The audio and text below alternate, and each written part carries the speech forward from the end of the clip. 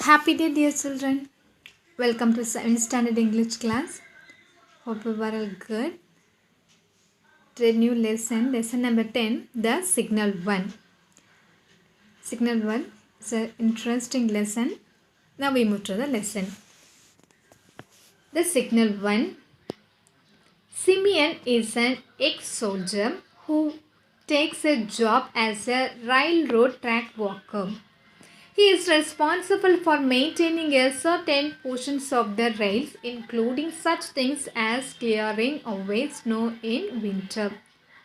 His neighbor Wesley is also a track walker who lives in a hut some 6 or 7 miles away. Do they get along well? Read on. Simeon Ivanov had yearly service as an assistant to an army officer. He was now in poor health and lived with his wife at Kushik. Once he happened to ride on an engine at one of the stations. The face of the station master seemed familiar to him. They both recognized each other. The station master had been an officer in Simeon's regiment.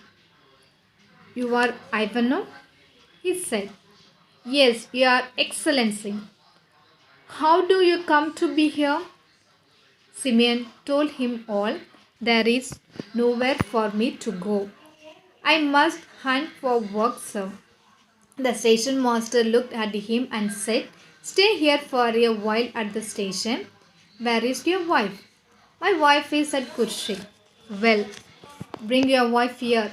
I will give you a free pass for her. There is position as a track walker open. I will speak to the chief on your behalf."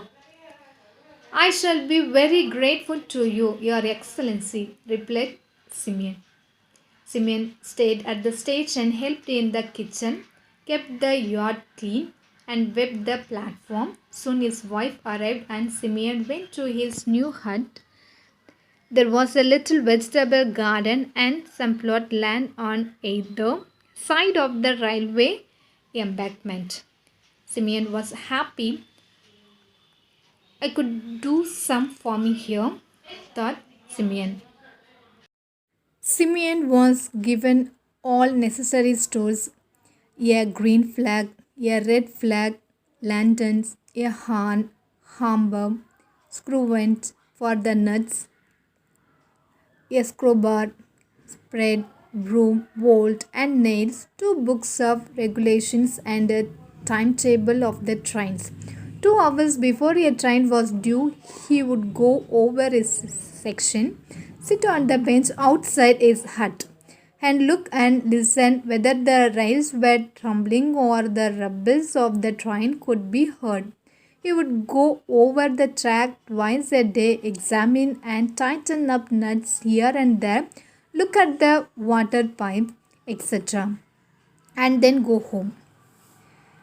There was only one drawback. He always had to get the inspector permission for the least little things he wanted to do. 2 months passed. It was summer, so there was no snow to clear away. The trains on that line were infrequent.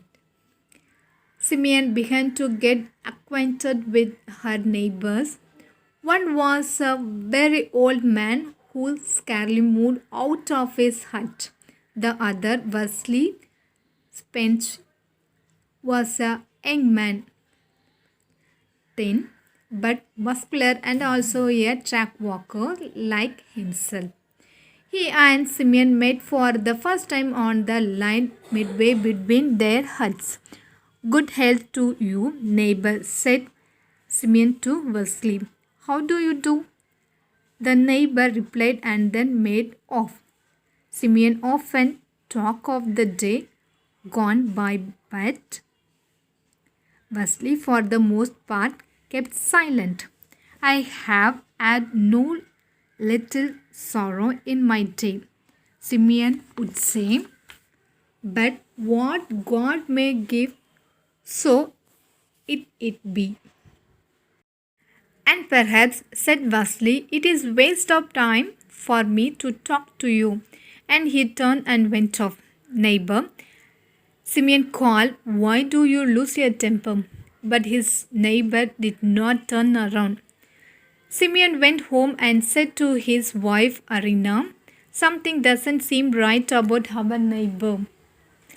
Two men met again and discussed the same topics. What sort of life is there for a poor man in a hut here or there? What pay do you get? Asked Wesley one day. Not much, Wesley. 12 rubles. And I, 13.5 rubles. Why?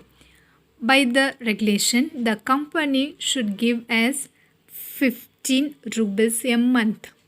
Who decided that you should have 12 rubles or I 13.5?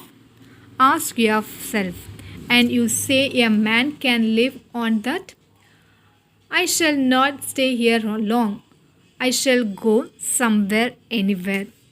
But where will you go? Stipend.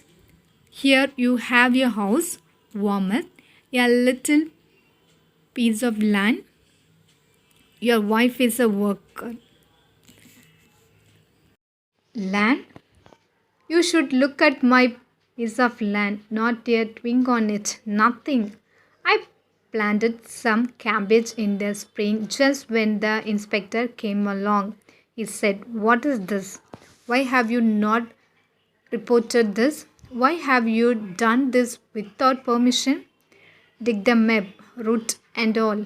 3 rubles fine. You are hot-tempered, said Simeon. No, I am not hot-tempered, but I tell the truth. I will complain to the chief. We will see then. And Wesley did complain to the chief. One day the chief came to inspect the line. Some important person were coming from said Petersburg to conduct the inquiry, so prepared to their journey. It was necessary to put everything in order. The sweeper were carefully explained, pick driver in a pit, nuts tightened, post painted, an order given for yellow sand to be sprinkled at the level crossing. Both Simeon and Wesley worked hard for a whole week and put everything in order. The chief arrived on a trolley, 4 men working the handles and the levers making the 6 wheels hum. The trolley reached Simeon's hut, who ran out and reported in soldierly fashion. Have you been here long? Enquired the chief. Since the 2nd of May, Your Excellency. All right, thank you. Who is at hut number 164? The accompanying traffic inspector replied, Wesley Stepens. Stepens? Oh, is he the man against whom you made a note last year? He is, sir, replied the inspector. Well, we will see Wesley Stepens. Go on.